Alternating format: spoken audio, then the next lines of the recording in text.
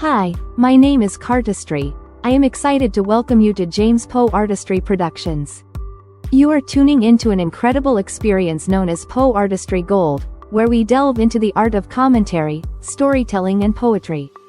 We aim to bring you inspiring and thought-provoking content. This is a Poeartistry Gold moment by the author James Lynch. Hello, perceptive readers, and welcome to Poeartistry Gold number 159. Today happens to be one of those weekends that I reflect over the years the type of weather that I've seen during this weekend. Here is what I mean. We're now in the beginning of the month of May, and I'm telling you, the very first couple of weeks of May have always been, I would say through the years, some of the most beautiful blossoms, if you will, or weather, experiences, etc. right during these first couple of weeks of May. Has that been your experience? Well, in reflection, I wanted to share that with you because then, I think about the present, and then I also think about the future on how the world will be. Will we still have, like what I'm doing right now, and I got a cup of coffee out here, and I'm just standing in my driveway. Will we still have the sections in society that, in large numbers at that are still like paradisiac, places and nature and stuff that we can walk in? I would wager to say that we will. Now, with that also being said, what about the technology we will be still using? I do not think we will lose our technology. I don't think, if anything, it'll just continue to get even better. It'll be improved, and it'll be improved on a level that I told you about, where the type of intelligence that the computer systems and everything are running will be perfected. They will be perfected, and we won't even have to worry about them or the technology even thinking that they're better than humans and start looking at us like we're not viable or important anymore. No, I don't even think we'll have to worry about that side of sci-fi stuff at all. Still, what are we developing today?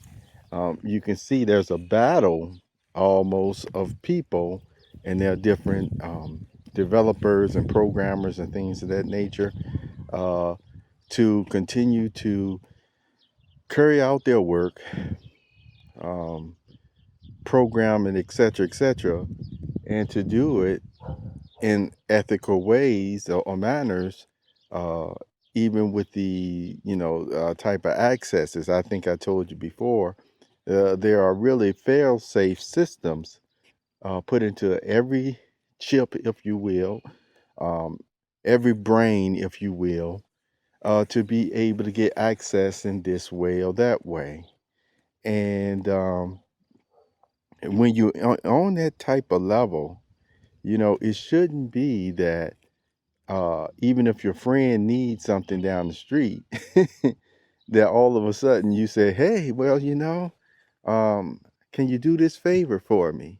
Can you go ahead and access my neighbor's computer and tell me what they're working on, so that then I can just use all my resources that I got way more, at hand or at my disposal, where I can just go ahead and take their whole idea, whole whatever it is, and put it out there. And so that way I'll go ahead and make the lucrative, no matter how much or money or currency, wherever it's coming from, but before that person either, I want to use the term again, even put their boots on. You see, even put their boots on. So people who are in those type of positions, I told you they should be, they have to be ethical, they have to be honest, they have to believe in justice. At least in that role of their job, they have to be responsible. Now, have we found out that there are people in those positions right now that are no longer trustworthy in that matter? Oh, you better believe it. You know, that's one of the things that I told you I've been dealing with for years, and I say again that you know it's no excuse for it, and I'm going to still say it's no excuse for it. And I want you to know as well that there's a spiritual side that matters. And that's one of the things that I told you I always tried to keep separate. For example, there could be a person that I know a bit more that that they are not ethical professionals, you see, or businessmen or women in that manner. And yet at the same time, I realize, because before God, I have to leave open for them to still be able to access whatever God wants them to be able to access and learn about. You see Him and spirituality and things of that nature. And so I realize I can't cross the line on that. In other words, if somebody want to read the Bible, they are supposed to always have access to be able to read the Bible. Period. Same thing for being able to ask questions of a real human about these matters and spiritual matters in this way and that way. And it is the person's responsibility in those positions, throw it into positions of trust, to still always be honest with these persons as well, and not be a part of some type of system where they'll go more along with the corruptness of the system and the way that they're going to deal with that person than the way that they really should deal with them in a spiritual way. So that's what I'm saying about when it comes to secular work and everything in general, as I've always mentioned to you. You know what? I may end up realizing from a business and professional point of view that, you know what? No, you're just not honest enough to no, you don't have enough integrity to work with me in this way, because you already show you'll sell out every single time. You can't help yourself. But the way that you can help yourself, if you're ever, modest and humble enough to yourself, you can still at least talk to God, talk to a representative that's going to be honest and truthful with you, and not going to be influenced even by maybe some type of high position that you have. But it really tell you this is the situation and this is the way it can help you in this way or that way. And so, and then without any strong arm methods, they'll just leave it on you, because see, eventually it'll still be fixed, whether in this system of things or at the end of this system of things on the next world. It's going to work out. What I try to encourage people to know and say that, you know, in the reality of all of all matters, if God already got everything in control, then really what are we supposed to be doing to continue to control ourselves and to make ourselves better persons? You know, people can do what they want, but who would really want to have a goal to grow up to be one that really want to cause harm to others? And then, you know, you have situations where people have already experienced a lot of traumatic things in their life. You know, I very well know about those. And let me tell you, and again, it's one of those statements I like to say, I got to say strongly.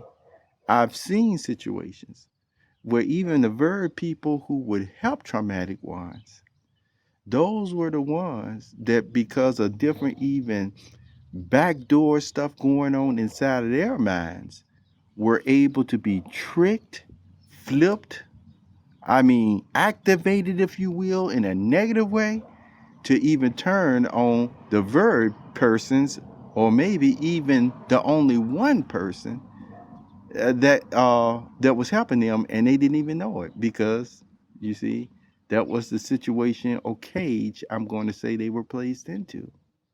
So with that all being said, the world is here today, and it will be here forever. That's what the whole Bible clearly, you see, it's you can't even argue with it. You shouldn't even want to have to argue with it.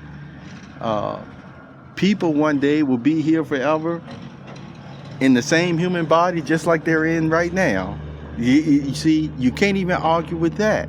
You see, you shouldn't even want to argue with that. But I'm telling you the truth. The point is,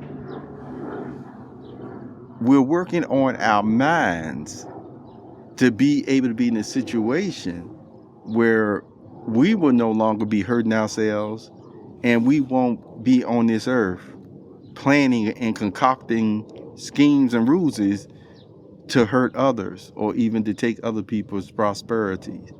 You see, have a wonderful day, perceptive reader. This was Poeartistry Gold number 159.